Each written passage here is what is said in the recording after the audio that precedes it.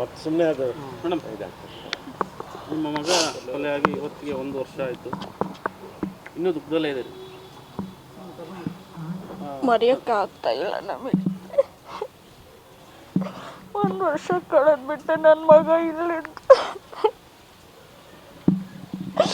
ಮೊಮ್ಮಗನ್ ನೋಡಿದ್ರೆ ಅದು ಬರುತ್ತವೆ ಇದಕ್ಕೆ.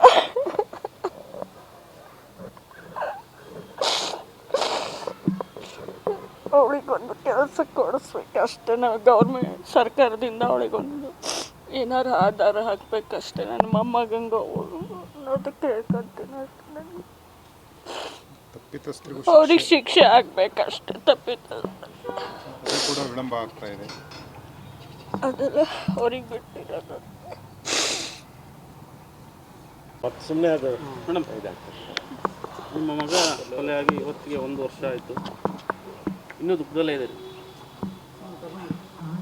ಮರೆಯೋಕ್ಕಾಗ್ತಾ ಇಲ್ಲ ನಮಗೆ.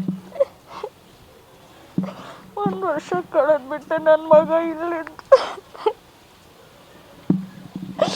ಮೊಮ್ಮಗನ್ ನೋಡಿದ್ರೆ ಅದು ಬರುತ್ತವೆ ಇದಕ್ಕೆ.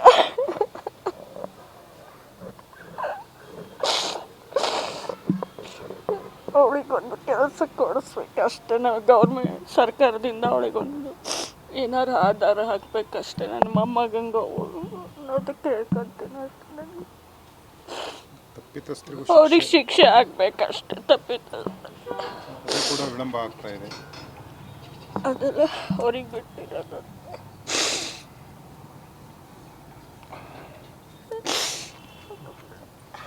ಆಗ್ತಾ ಇಲ್ಲ ಅವ್ರಿಗೆ